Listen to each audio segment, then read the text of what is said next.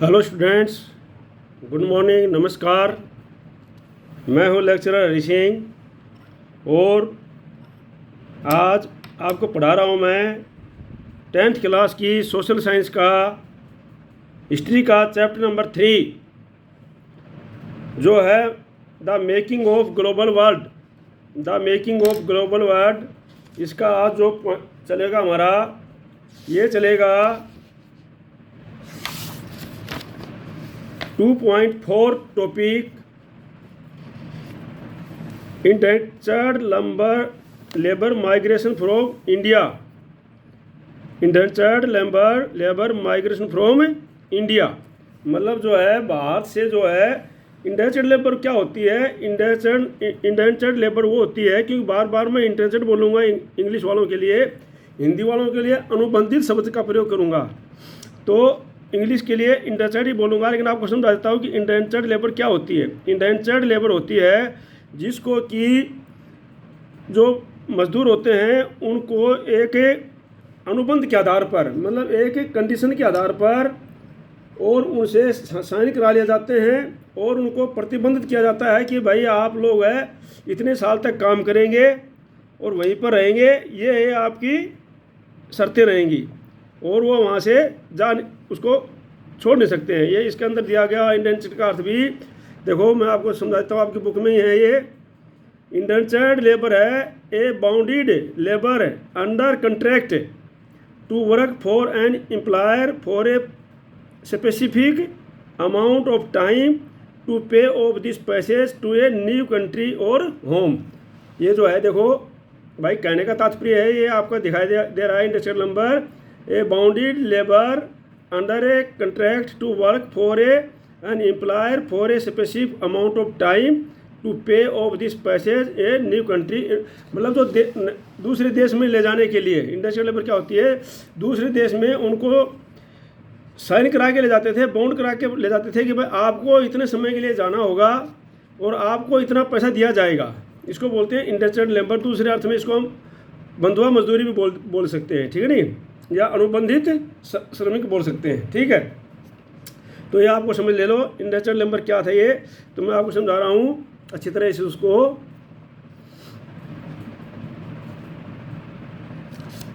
The example of indentured labour migration from India also illustrates the two sided nature of the 19th century world.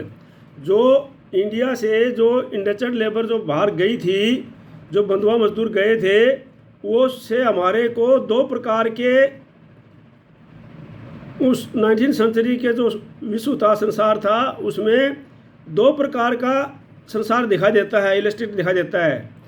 दो प्रकार का मतलब एक तो भाई बहुत जो अमीर लोग और एक बहुत गरीब लोग, ठीक है नहीं, इसका मतलब ये है। तो it was a world of fast economic growth as well as great mystery, मतलब एक संसार तो वो है, दो प्रकार का संसार दिखाई दे रहा है, जिसमें एक संसार तो वो है जो कि बहुत ही फास्ट इकोनॉमिक ग्रोथ कर रहा है, जो जिसकी अर्थव्यवस्था बहुत तेज़ी से बढ़ रही है, और दूसरा वो है जहाँ पर बहुत ही तंगी है, बहुत ही गरीबी है। और एक संसार है higher income for some and poverty for other. एक तरफ तो जो है कुछ लोगों की जो इनकम बहुत ज़्यादा है और दूसरी तरफ लोग बहुत ही गरीब हैं। और अगला है technological advances in some area and new form of the correction in others. मतलब एक तरफ तो जो है कि बहुत ही टेक्नोलॉजिकल रूप से बहुत ही उत्पादन वाली एरिया है, मतलब टेक्नोलॉजिकल एडवांस है, जहाँ पर टेक्नोलॉजी काफ़ी एडवांस है, और दूसरी तरफ से जो है काफ़ी दुनिया मतलब कोएक्शन है, मतलब ईजाद दुनिया है, जहाँ पर बिल्कुल भी वो गरीबी में और नई शक्ल है, उसकी गरीबी की नई शक्ल है, जिसके अंदर किसी प्रकार की कोई टेक्नोलॉजी नहीं है। तो कहने का तात्पर्य यह है कि भाई जो इंडेंचर्ड लेबर जो गई है 19th सेंचुरी में, उससे दो प्रकार का विश्व उभर कर के आता है। एक तो जो है बहुत ही इकोनॉमिक रूप से बहुत ग्रोथ था, जिसके अंदर बहुत पैसा था, बहुत धनी था, दूसरा बहुत गरीब था। दूसरा है एक तो हायर इनकम थी उनके पास में, दूसरा गरीबी थी, तीसरा एक है टेक्नोलॉजिकल रूप से बहुत एडवांस था, दूसरा बहुत ही नीचे था। तो इस प्रकार से दो प्रकार के वर्ड उभर कर आते हैं। ये इंग्लिश वालों के लिए मैं समझा दिया है। अब हिंदी वालों के लिए मैं समझा रहा हूँ। इसका अर्थ है intentional labour migration from India का अर्थ है कि भाई बाहर से अनुबंधित श्रमिकों का जाना।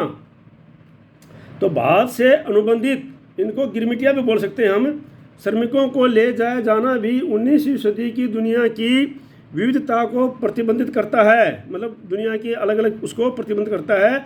ये तेज़ आर्थिक वृद्धि के साथ साथ जनता के कष्टों में वृद्धि, कुछ लोगों की आय में वृद्धि और दूसरे के लिए बेहिसाब गरीबी, कुछ क्षेत्रों में भारी तकनीकी प्रगति और दूसरे क्षेत्रों में उत्पीड़न के नए रूपों की इजाद की दुनिया थी। तो ये मतलब है हिंदी वालों के लिए मैं समझा दिया हूँ, ठीक है नहीं। अब दूसरा है आगे, अभी अगला पैराग्राफ में है कि भाई जो है in the 19th century hundreds of the thousand of Indian and Chinese labour In the 19th century, hundreds of these thousands of Indian and Chinese labor went to work for plantation, in mines, and in road and railway construction project around the world. अब जो है क्या कि 19th century के अंदर जो है बाहर से लाखों लोग जो है वो कहाँ पर गए, भारत और चाइना से लाखों लोग जो है बाहर गए, वो प्लांटेशन करने के लिए गए या माइन्स में जो काम थी उनमें काम करने के लिए गए, या रोड बनाने के लिए या रेलवे कंस्ट्रक्शन के लिए बाहर चले गए थे, ठीक है नहीं। पूरे वर्ल्ड में जो है अराउंड द वर्ल्ड में, पूरे वर्ल्ड में बाहर गए थे लाखों लोग। In India industrial labour were hired under contract which promised returns travel to India after they had worked 5 years on their employers plantation. अब जो है ये इंडेंचर्ड लेबर जो थी, ये जो लेबर थी इंडेंचर्ड लेबर, जो बंधुआ मजदूर थे या अनुबंधित मजदूर थे, इनको बाहर से ले जाया गया था एक कॉन्ट्रैक्ट बेस पे, और उनसे प्रॉमिस की गई थी कि भाई आप जो है अपने एम्प्लॉयर के अधीन 5 साल काम करने के बाद आप अपने देश में लौटा दिए जाएंगे, आपको अपने देश वापस भारत में भेज दिया जाएगा। ये जो उनसे कर करके लेके गए थे। तो इंग्लिश वालों के लिए, अब हिंदी वालों के लिए समझ लो, 19वीं सदी में भारत और चीन के लाखों मजदूरों को बागानों, खादानों और सड़क व रेलवे निर्माण परियोजनाओं में काम करने के लिए दूर दूर के देशों में लाया जाता था। भारतीय अनुबंधित श्रमिकों को खास तरह के अनुबंध या एग्रीमेंट के तहत ले जाया जाता था। इन अनुबंधों में यह शर्त होती थी कि यदि मजदूर अपने मालिक के बागानों में 5 साल तक काम कर देंगे तो उनको वापस उनके देश में भेज दिया जाएगा। इस पैराग्राफ का ये जो हिंदी वालों के लिए है, ठीक है नहीं। अब जो है अगला paragraph,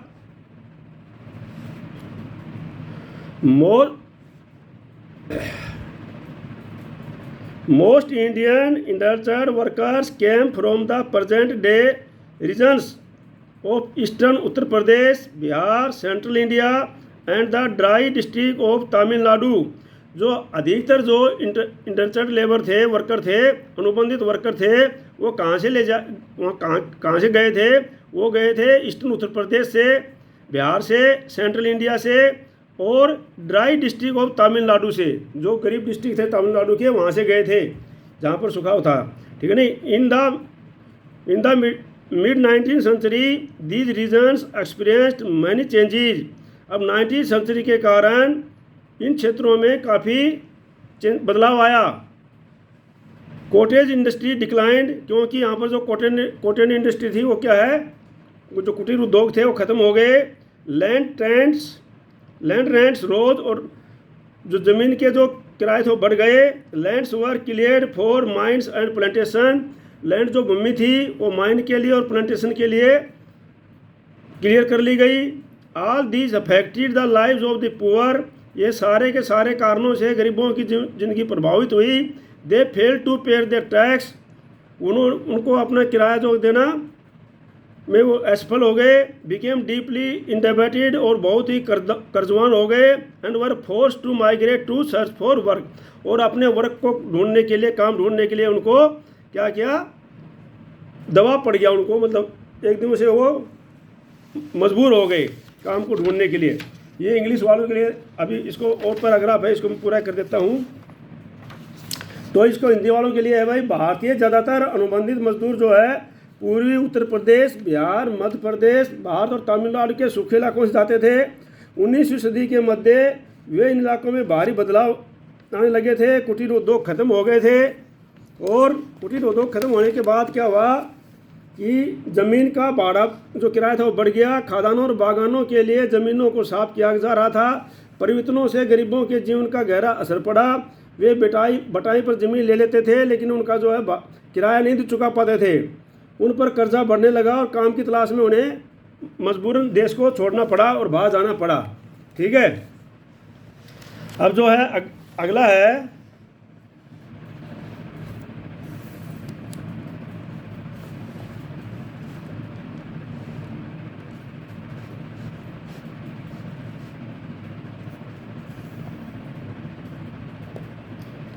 the main destination of Indian indentured migrate were the Caribbean island, mainly Trinidad, Guyana and Suriname,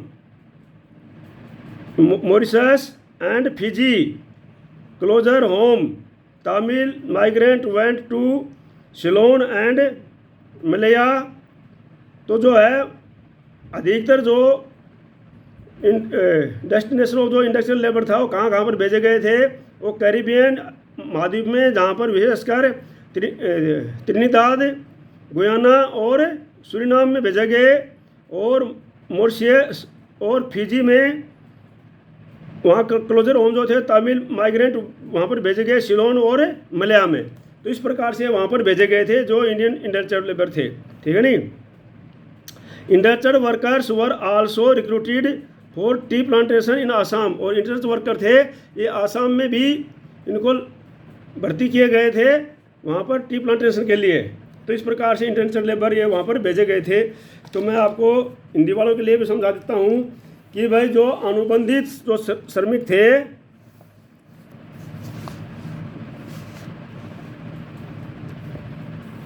जो अनुबंधित श्रमिक थे वो मुख्य रूप से कैरिबियाई द्वीप समूह है, मुख्यतः Trinidad, Guyana, Suriname, Mauritius, Fiji ले जाया जाता था। तमिल अप्रवासी सिलोन और मलाया जाकर काम करते थे। बहुत सारे अनुबंधित श्रमिकों को जो है आसाम के चाय बागान में भी रखा जाता था।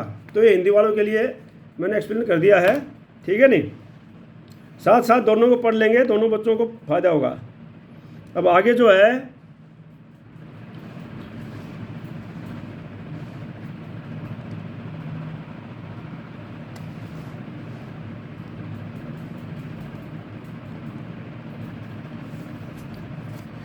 recruitment was done by agents engaged by employers and paid a small commissions। ये जो रिक्रूटमेंट होता था ये एजेंटों के द्वारा होता था। एजेंट जो है यहाँ से लेके जाते थे और एजेंटों को कुछ कमीशन मिलता था इसमें। ठीक है नहीं, एजेंटों को क्या है, कुछ कमीशन मिलता था, वो यहाँ से उनको लेकर के जाते थे। और क्या है, many migrants agreed to take up work hoping to escape poverty and oppression in their home villages।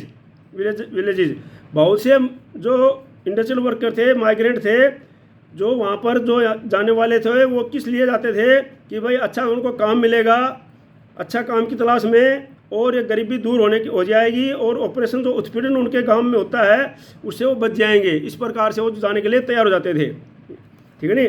Agents also tempted the prospective migrant by providing false information labour about final destination, modes of travel, the nature of the work and living and working condition. अब जो क्या था कि ये जो agents थे ये इनके साथ में क्या करते थे, धोखाधड़ी करते थे। ठीक है नहीं, ये उनको सही चीज़ें उनको ये जो माइग्रेंट थे उनको बहलाना फुसलाने के लिए agent also tempted the prospective migrants, उन माइग्रेंटों को बहलाने फुसलाने के लिए क्या करते थे, बाय प्रोवाइडिंग फॉल्स इंफॉर्मेशन, वो उनको फॉल्स झूठी सूचनाएं देते थे, सही इंफॉर्मेशन नहीं देते थे अबाउट फाइनल डेस्टिनेशंस, जो कि उनकी वास्तविक जो चीज़ थी वहाँ पर जो उनका रहना सहना था वो नहीं बताते थे। वहाँ पर वो क्या है, सही चीज़ें नहीं बताते थे। मोड्स जैसे कि मोड्स ऑफ ट्रेवल, भाई यात्रा कैसे जाएंगे, यात्रा कैसे करेंगे आप, नेचर ऑफ दी वर्क, काम वहाँ पर किस प्रकार का होगा, and living and working condition क्या होगी, रहने के लिए और काम की जगह कैसी होगी तुम्हारी, ये सब वो सही बताते नहीं थे उनको, ठीक है नहीं, वो उनको गलत इंफॉर्मेशन देते थे और उनको तैयार कर लेते थे। Often migrant were not even told that they were to embark on a long sea voyage, वो उन माइग्रेंटों को ये नहीं बताते थे कि भाई उनको बहुत लंबी यात्रा समुद्र के द्वारा करके वहाँ पर जाना है। Sometime agents were forcefully abducted less willing migrant, अगर कोई माइग्रेंट कभी कभी जो है वो इच्छुक नहीं होता था, लेस विलिंग होता था, माइग्रेंट होता है इच्छुक नहीं होता था, तो उनको फोर्सफुली अबडक्टेड करते थे, मतलब दबाव डाल करके उनका अपहरण कर लेते थे और उनको ज़बरदस्ती ले जाया जाता था। तो इस प्रकार की कंडीशन उस समय थी, ठीक है। तो ये जो चित्र है आपको देखो, इसमें ये जो चित्र पूरा है ये उस समय के इंडियन इंडस्ट्रियल लेबर का है in cocoa plantation in Trinidad early 19th century, ये उस समय का ये चित्र है यहाँ पर, ठीक है नहीं। अब आगे क्या है भाई, तो यहाँ हिंदी वालों के लिए मैं कर देता हूँ पहले, चलो ये 4 लाइन और कर देता हूँ, फिर हिंदी वालों के एक ही साथ कर दूंगा मैं। तो बोलता है 19th century,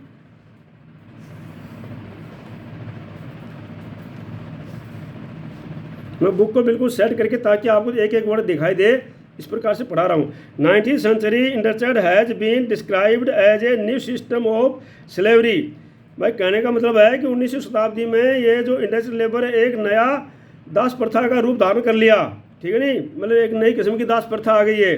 on arrival at the plantation labour found conditions to be different from what they had imagined, अब जब वहाँ पर ये लेबर पहुँचते थे, इंडस्ट्रियल लेबर पहुँचते थे, प्लांटेशन लेबर, तो वहाँ पर जो उन्होंने आशा की हुई होती थी उनके विपरीत वहाँ पर जो है वो मिलती थी, क्या कंडीशन मिलती थी, हालात मिलती थी वहाँ पर। Living and working condition were harsh and there were few legal rights, और वहाँ पर रहने की और काम करने की स्थिति भी बहुत ख़राब होती थी और वहाँ पर कुछ लिमिटेड राइट्स उनको दिए जाते थे, ठीक है, मतलब उनको कोई अधिकार भी नहीं थे। अब तो हिंदी वालों के लिए मैं बता रहा हूँ आपको, भाई जो है मजदूरों की भर्ती का काम जो है एजेंट क्या करते थे, एजेंटों को कमीशन मिलता था, बहुत सारे अपने गांव में होने वाले उत्पीड़न और गरीबी से बचने के लिए इन अनुबंधों को मान लेते थे, ठीक है। एजेंट भी भावी अप्रवासियों को फुसलाने के लिए झूठी जानकारी देते थे और कहाँ जाना है उनको, क्या यात्रा कैसी होगी, किसके द्वारा जाएंगे, काम क्या होगा, नई जगह पर काम के हालात कैसे होंगे, इस बारे में उन्हें सही जानकारी नहीं दी जाती थी। बहुत सारे उनको अप्रवासियों को तो ये भी नहीं बताया जाता था कि उन्हें लंबी समुद्री यात्रा पर जाना है। अगर कोई मजदूर अनुबंध के लिए राजी नहीं होता था तो उनको बाय फोर्स लीगली जो है वो काम पर ले जाते थे, ठीक है नहीं। और 19वीं शताब्दी में अनुबंध व्यवस्था को सारे लोगों ने क्या है, नई दास प्रथा का नाम दिया था, उसको नई स्लेवरी नाम दिया गया था, नई दास प्रथा। और वहाँ पर पहुँचने के बाद में उनकी जो बागानों में कार्यस्थल पर पहुंचने के बाद में मजदूरों को पता चलता था कि जैसी उन्होंने उम्मीद कर रहे थे उस प्रकार से उनका जगह नहीं मिलती थी। Living and working condition were harsh and there were few legal right, उनके रहने की जो है वो जगह भी अलग थी और उनके कानून भी बहुत ही सीमित थे, ठीक है नहीं। तो ये थे इसका but worker discovered their own way of surviving, हाँ तो बोलते हैं कि भाई but worker discovered their own way of surviving, जो वर्कर थे वो जो अपना वहाँ पर सर्वाइविंग करने का, अपने जीने का अपना अपना ढंग ढूंढ लेते थे वो। Money of them escaped into the Wilde's, बहुत से तो जंगलों में भाग जाते थे बच करके।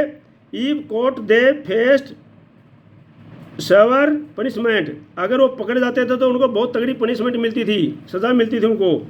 Other developed new form of individual and collective self expression, दूसरे जो वहाँ पर रह जाते थे वो अपना जो है किसी प्रकार से गुजारा करने के लिए और अपना एक अलग ढंग से रास्ता ढूंढ लेते थे और कलेक्टिव सेल्फ एक्सप्रेशन ढूंढ लेते, अपनी इकट्ठी एक जो है एक्सप्रेशन रहने की ओर ढूंढ लेते थे। ब्रीडिंग डिफरेंट कल्चरल फॉर्म, और अपना एक अलग सांस्कृतिक तरीका ढूंढ लेते थे वो, ठीक है नहीं। ओल्ड एंड न्यू, जो पुराने और नए जो सांस्कृतिक तरीके हैं उनमें रहने को किसी प्रकार से वो मिलजुल करके ढाल लेते थे अपने आप को। In Trinidad the annual Muharram procession was transformed into a rites carnival called Hosay for human Hasan, in which workers of all races and religious joint. कहने का तात्पर्य है कि उन्होंने भाई अपना अलग ही ढंग ढूंढ लिया वहाँ पर रहने के लिए और अपना फेस्टिवल मनाने के लिए। जैसे कि बोलते हैं कि भाई त्रिनिदाद में क्या हुआ कि एनुअल जो मुहर्रम मनाया जाता था प्रोसेसन, उसको उन्होंने नए ढंग में डाल दिया वहाँ पर, और वहाँ पर उसका नाम दे दिया होसे। और होसे किसके नाम पर था? ये फॉर इमाम हुसैन के नाम पर था, उसके नाम पर ये मेला मनाने जाने लगे, रॉयट्स कार्निवल मनाने लगे हर साल, और जिसके अंदर सारे वर्कर ऑफ ऑल रेसिस, सभी धर्म के सभी जातियों के वर्कर वहाँ पर ज्वाइन होने उसमें भाग लेते थे। कहने का तात्पर्य है कि जो प्रवासी भारतीय थे वो वहाँ पर जा कर के सभी मिलजुल करके अपना जो एक मुहर्रम था उसको उन्होंने एक मेले का नाम दे दिया, और वो मेले में सारी जातियों के सभी लोग जो है वहाँ पर मिल करके उसको मनाने लगे। इस प्रकार से किसी प्रकार से अपना आजीवन मतलब अपने आप को समाहित करने के लिए उन्होंने कोई न कोई रास्ता निकाल लेते थे। इसी प्रकार से similarly the protest religion of Rastafarism, जो रास्ताफरिनवाद था वहाँ पर भी इसी प्रकार से अपनाया गया। Made famous by the Jamaican reggae star Bob Marley, तो वहाँ पर भी जो Jamaican reggae star Bob Marley के प्रसिद्ध के ऊपर मनाया गया। Is also said to reflect social and cultural link with Indian migrant to the Caribbean, और इस प्रकार से जो है इंडियन माइग्रेंट जो कैरिबियन में उनके अनुसार भी इस प्रकार से ये मनाया जाने लगा, ठीक है नहीं। Chutney music popular in Trinidad and Guyana, और जो चटनी म्यूजिक था ये पॉपुलर हो गया कहाँ पर? त्रिनिदाद और गुयाना में। Is another creative contemporary expression of the post indenture experience, जो इंडिपेंडेंस जाने के बाद में इस प्रकार से जो चटनी जो म्यूजिक था वो भी वहाँ पर प्रसिद्ध हो गया कि वो अपना गाने जाने लग गए। कहने का तात्पर्य है कि इंडिया से जो लोग गए थे वो वहाँ पर अपने कल्चर में घुल मिल गए और किसी प्रकार से अपना सर्वाइव करने लग गए वहाँ पर सभी मिल करके, ठीक है नहीं। These forms of culture fusion are part of the making of the global world, और ये जो संस्कृति जो नया ढंग था इसने जो है ग्लोबल वर्ल्ड में पूरे विश्व को भूमिंडल करने में बहुत ही तगड़ी भूमिका निभाई। Where things from different places get mixed, जहाँ से भिन्न भिन्न स्थानों के जो चीज़ें हैं, गीत गए, एक्सपीरियंस है, वो सारे क्या हो गए? मिक्स हो गए, ठीक है नहीं, मिल गए सारे के सारे, ठीक है।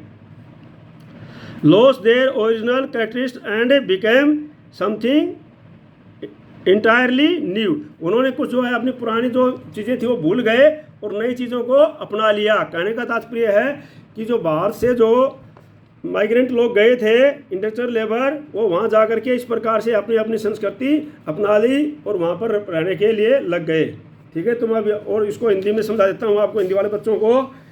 तो क्या है कि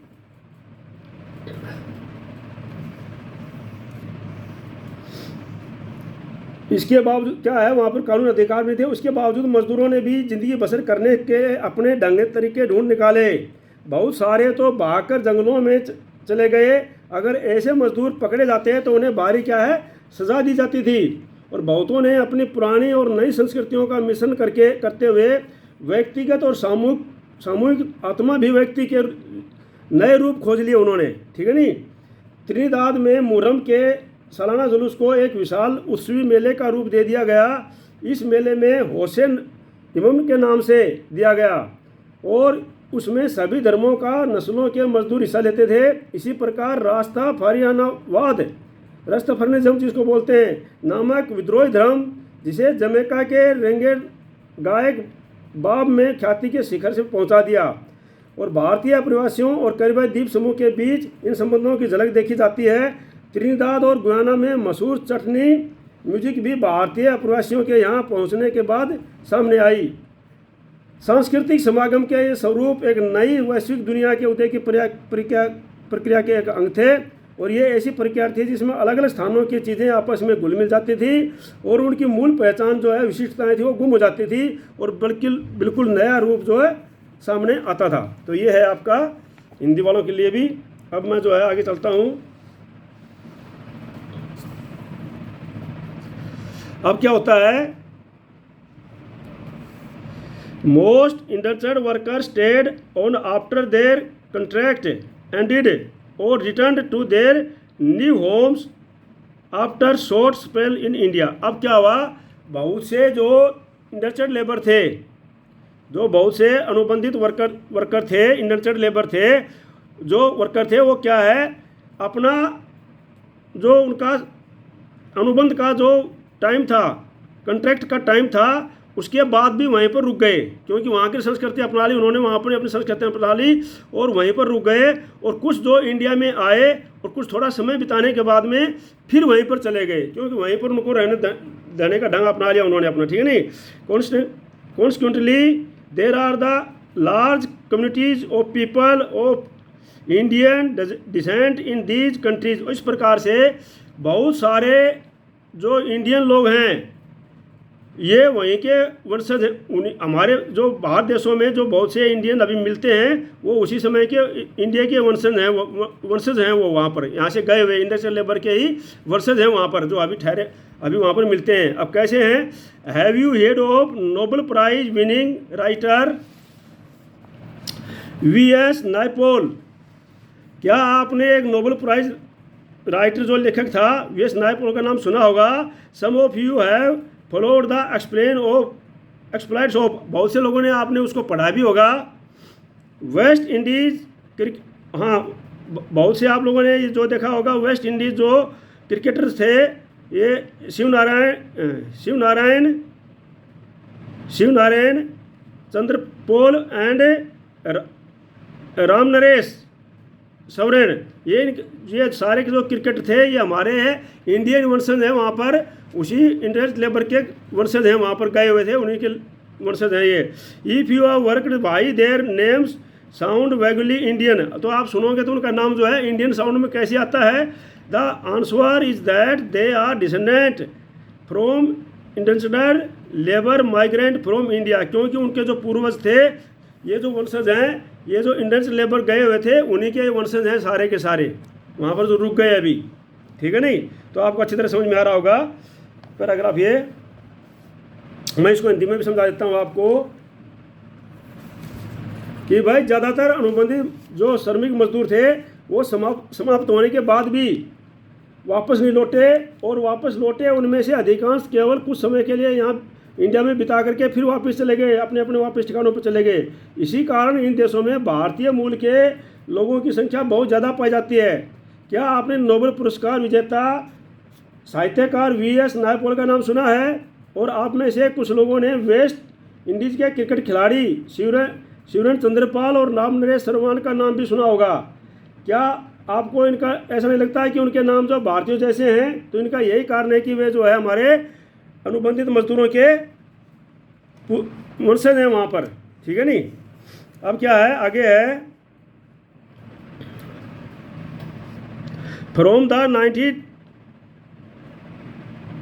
90s Indian nationalist leader began opposing the systems of indentured labor migrant as abusive and cruel। क्या है कि 19th सेंचुरी के साथ में या 20वीं सदी के शुरू में ही जो है भारतीय जो नेता थे उन्होंने क्या कर दिया कि भाई इनका विरोध करना, इस सिस्टम का विरोध करना शुरू कर दिया कि भाई ये जो सिस्टम है इंडस्ट्रियल लेबर वाला, ये बहुत ही जो अपमानजनक है, अब्यूसिव है, अपमानजनक है एंड क्रूर है, और क्रूरता है इसमें, ठीक है नहीं। इट वॉज द अबोलिस्ड इन 1921, और इस प्रकार से ये प्रथा जो है 1921 में बंद कर दी कि उसके बाद से भारत में से इंडेंचर्ड लेबर ले जाना बंद कर दिया गया, ठीक है नहीं। Yet for a number of decades afterward descendant of the Indian industrial workers often thought of the coolies remained as uneasy minority in the Caribbean island. तो क्या है, जो कैरिबियन महाद्वीप था, आइसलैंड था, महाद्वीप था, उस वहाँ पर क्या है बहुत समय तक जो है कई दशकों तक वहाँ पर जो है इनके पूर्वजों को जो है इंडस्ट्रियल लेबर को वहाँ पर कुली के रूप में काम किया, कुली कहकर पुकारा गया और कुली के रूप में उनके साथ काम किया गया और उनको एक माइनॉरिटी मतलब एक अनईजी माइनॉरिटी के रूप में उनको जीवन बिताना पड़ा वहाँ पर। Some of Naipaul's early novels capture their sense of loss and alienation. तो कुछ जो नावल हैं, नाइपोल्स जो साहित्यकार था नोबेल पुरस्कार, उसके लिखे गए नावलों में इस प्रकार का विछोह है और परायापन जो देखने को मिलता है। उन्होंने जो नावलों में लिखा है कि किस प्रकार से जो इंडस्ट्रियल वर्कर थे उनके साथ में वहाँ पर व्यवहार होता था, ठीक है नहीं। तो ये है, तो मैं इसको हिंदी में समझा देता हूँ आपको कि भाई 20वीं सदी के शुरुआती में सालों में हमारे देश के राष्ट्रवादी नेता इस प्रथा का विरोध करने लगे थे। उनकी राय में यह बहुत अपमानजनक और व्यवस्था थी, क्रूर व्यवस्था थी। इसी दबाव के कारण 1921 में इसे ख़त्म कर दिया गया। लेकिन इसके बाद भी कई दशक तक भारतीय अनुबंधित मजदूरों के वंशज कैरिबियाई द्वीप समूह में बेचैन अल्पसंख्यकों का जीवन जीते रहे। वहाँ के लोग उन्हें कुली मानते थे और उन्हें साथ कुलियों जैसा वर्ताव करते थे। नायपाल के कुछ प्रारंभिक उपन्यासों में विछोह और परायपन के एहसास को बहुत देखा जा सकता है। तो ये है इसको। अब हमारा 2.5 आता है इंडियन एंटरप्रेन्योर अब्रोड। अब ये तो थे हमारे जो भाई इंडस्ट्रियल लेबर थे। अब जो है हमारे देश के कुछ जो है इंडियन एंटरप्रेन्योर अब्रोड भी गए। भारत में जो धनी लोग थे वो भी बाहर गए, वो बाहर गए अपनी मर्जी से, ठीक है नहीं। इनको तो ले जाया जाता था ज़बरदस्ती, मतलब बैला फुसला करके, लेकिन वो अपनी मर्जी से बाहर गए। तो वो क्या करने के लिए गए वो मैं आपको बता देता हूँ, ठीक है नहीं। तो ये है growing food and other crops for the world market required capital. अब जो है भोजन की मांग बढ़ी, फूड एंड अदर क्रॉप्स की मांग बढ़ी, और इसके लिए पूरे संसार में मार्केट में किस चीज़ की पैसा रिक्वायरमेंट आई, कैपिटल की। कैपिटल मतलब धन, पैसे, उसकी रिक्वायरमेंट बढ़ी। अब उनकी रिक्वायरमेंट बढ़ने के साथ में क्या हुआ, large plantations could borrow it from bank and market. जो बड़े बड़े प्लांटेशन जमींदार थे, प्लांटेशन थे करने वाले थे, जमींदार लोग थे, वो बड़े बड़े प्लांटेशन करने वाले थे, वो तो जो है इसको कहाँ से लेते थे, उधार लेते थे फ्रॉम बैंक से और मार्केट से। But that about the humble peasants, लेकिन जो छोटे किसान थे उनका क्या होता, इंटर द इंडियन बैंकर्स। अब उस समय जो है इंडियन बैंकर्स जो है, इंडियन जो बैंकर के रूप में वहाँ पर लोग गए हमारे देश से। Do you know of the Shikarpuri shops and Nattukottai Chettiars, Nattukottai Chettiars. क्या आपने शिकारीपुरी शॉप्स और नाटुकोटी चेटियार्स के नाम सुने हैं? They were almost the many group of bankers and traders who financed export agriculture in Central and Southeast Asia using either their own funds or those borrowed from European banks। तो क्या है, जो वहाँ पर जो है ये दोनों के दोनों जो थे ये क्या करते थे कि ग्रुप थे इनका बैंक का, और व्यापारी लोग थे ये लोग, और ये क्या है एग्रीकल्चर के लिए सेंट्रल साउथ ईस्ट एशिया से वहाँ पर उधार देते थे पैसे। और वो पैसे कहाँ से लाते थे, या तो अपने जेब से अपने फंड से देते थे, या वो यूरोपियन बैंक से उधार लेते थे और उन किसानों को ये पैसे लोन में देते थे। They had a sophisticated system transfer money over large distance. और इन्होंने जो है बहुत दूर दूर तक लार्ज सिस्टम पर जो है अपना ये तरीका मनी का जो पहुंचाने वाला था, उन्होंने क्या है, इसके लिए उन्होंने जो है अपना दूर दूर तक पहुंचाने के लिए बहुत ही सोफिस्टिकेटेड सिस्टम, मतलब व्यवस्थित पद्धति के आधार पर इन्होंने अपना सिस्टम बना लिया था दूर दूर तक मनी को पहुंचाना। And even developed indigenous forms of corporate organisation, और यहाँ ने जो है क्या है, बहुत ही इंडिजिनियस फॉरम जो है अच्छा क्रियाकलाप और बहुत ही विकसित जो स्वरूप, इंडिजिनियस होता है विकसित स्वरूप जो है, इन्होंने देसी स्वरूप जो है यहाँ पर उन्होंने कॉरपोरेट ऑर्गेनाइजेशन में व्यवस्था करने के लिए, उसको विकसित करने के लिए, उसको व्यावसायिक संगठनों को विकसित करने के लिए इन्होंने अपनाया था। बहुत ही अच्छा ढंग इन्होंने अपनाया था संगठनों को विकसित करने के लिए, ठीक है नहीं। तो मैं हिंदी में भी आपको समझा देता हूँ भाई। यहाँ से देसी साहूकार और महाजन को जो है,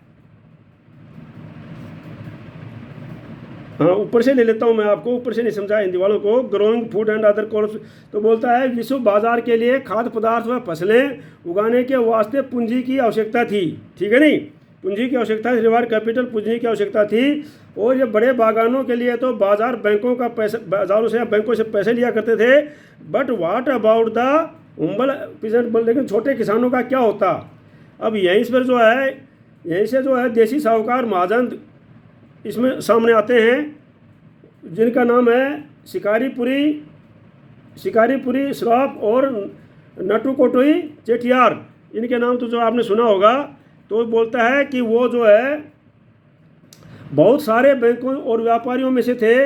वे मध्य दक्षिण पूर्व एशिया में निर्यातोन्मुखी खेती के लिए कर्ज देते थे, वो दक्षिण एशिया में कर्ज देते थे वो। और ये कर्ज कहाँ से था, इसके लिए वो या तो अपनी जेब से पैसा लगाते थे अपने फंड से, या फिर बैंकों से उधार लेते थे। They had a sophisticated system, और इस प्रकार से जो है उनके पास इस पैसे को दूर दूर पहुंचाने के लिए बहुत ही अच्छा व्यवसायिक व्यवस्थित पद्धति अपनाई हुई थी उन्होंने, सोफिस्टिकेटेड सिस्टम व्यवस्थित पद्धति अपनाई हुई थी। और ये जो पद्धति थी, यहाँ तक कि उन्होंने व्यवसायिक संगठनों के क्रियाकलापों के लिए देसी स्वरूप भी विकसित किए थे, कि जिस प्रकार से इंडिया में पहुंचाते हैं उसी प्रकार से वहाँ भी वो पहुंचाने लग गए थे, ठीक है नहीं। अब अगला है, Indian traders and money lenders also followed European colonies into Africa. जो अफ्रीका के यूरोपीय उपनिवेशों के पीछे पीछे भी भारतीय व्यापारी और महाजन ही वहाँ पर जा पहुँचे थे, ठीक नहीं। Indian traders and money lenders also followed, वहाँ पहुँचे थे यूरोपियन कॉलोनीज में, अफ्रीका आदि में जहाँ पर यूरोपियन कॉलोनी थी वहाँ पर पहुँच गए थे वो। Hyderabadi Sindhi traders however ventured beyond European colonies. जो हैदराबादी सिंधी व्यापारी था वो यूरोपीय उपनिवेशों में भी अपने आगे तक चला गया था, ठीक है नहीं। From the 1860s they established flourishing emporia at busy ports worldwide, selling local and import curious to tourists whose numbers were beginning to swell thanks to the development of safe and comfort passenger needs। अब क्या है कि भाई जो है from the 1860s they established the Florius emporia busy ports. उन्होंने क्या किया 1860s में जो है दुनिया भर के बंदरगाहों में बड़े बड़े क्या किया एम्पोरियम खोल दिए उन्होंने, ठीक है नहीं, वर्ल्ड वाइड पूरे संसार में। Selling local and import curious tourist whose numbers were beginning to swell. और इस प्रकार से यहाँ पर जो ऐसी दुकानें खोल दी कि वहाँ पर जो सालानी जो टूरिस्ट थे आते थे वो बहुत ही उनसे एक्टिव होते थे। और फिर क्या है, thanks to the development of safe and comfortable passengers vessel. और इस प्रकार से उन्होंने बहुत ही अच्छी तरह जो है thanks to the development of safe, और सेफ जो है कंफर्ट पैसेंजर यात्री के लिए यात्री जहाज भी बनाए थे उन्होंने, ठीक है नहीं। तो इस प्रकार से वो सुरक्षित जो है वहाँ पर लेके जाते थे और इस प्रकार से उनको अच्छे अच्छे बिजनेस उन्होंने कर दिए थे। अब हिंदी वालों के लिए है, अफ्रीका के यूरोपीय उपनिवेशकारों के पीछे पीछे भारतीय व्यापारी और महाजन भी वहाँ पर पहुँचे। हैदराबादी सिंधी व्यापारी तो यूरोपीय उपनिवेशों से भी आगे तक निकले थे। 1860 के दशक से उन्होंने दुनिया के बंदरगाहों पर अपने बड़े बड़े एम्पोरियम खोल दिए। इन दुकानों में सैलानियों को आकर्षक स्थानीय और विदेशी चीज़ें मिलती थी। ये एक फलता फूलता कारोबार था, क्योंकि सुरक्षित और आरामदेह जलपोतों के आ जाने से सैलानियों की संख्या भी बढ़ने लग गई थी। मतलब जो पैसेंजर भी थे वो बाकी बढ़ने लग गए थे, क्योंकि सुरक्षित जो है सेफ और कंफर्टेबल पैसेंजर वहाँ पर पहुँच जाते थे। इस प्रकार वहाँ से दुकानें खोल ली हुई थी, वहाँ पर जो है यात्री भी बढ़ने लग गए थे। तो यहाँ पर जो है मैंने आपका पूरा चैप्टर करा दिया है। तो अभी जो है इसको अच्छी तरह पढ़ना, यहाँ तक का चैप्टर करा दिया मैंने 2.5 तक, और इसको अच्छी तरह याद कर लेना, लिख लेना, अच्छी तरह ढंग से पढ़ लेना। इसको आपको ज़्यादा परेशानी नहीं होगी। और इसको चैनल को सब्सक्राइब कर लेना और इसको लाइक करना और शेयर करना, ताकि आपके दूसरे साथी भी जो इसको देख सके। ठीक है कि नहीं? उनको भी फ़ायदा होना चाहिए और आपको भी फ़ायदा होना चाहिए। तो पढ़ करके इसको लाइक करना और इसको सब्सक्राइब जरूर कर लेना और शेयर कर देना। जय हिंद, जय भारत।